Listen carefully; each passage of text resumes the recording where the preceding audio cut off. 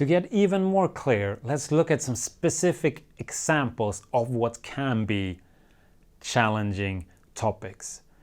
For example, dressing inappropriately or unprofessionally for work. Personal hygiene, how a person smells perhaps. Bad breath. Flirtatious behavior that can lead to sexual harassment problems. A messy desk. Unreturned soda cans. Leaving dishes in the kitchen. Vulgar language.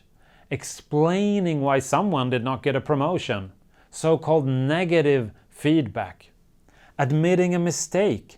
Breaking up with someone. Expressing strong feelings.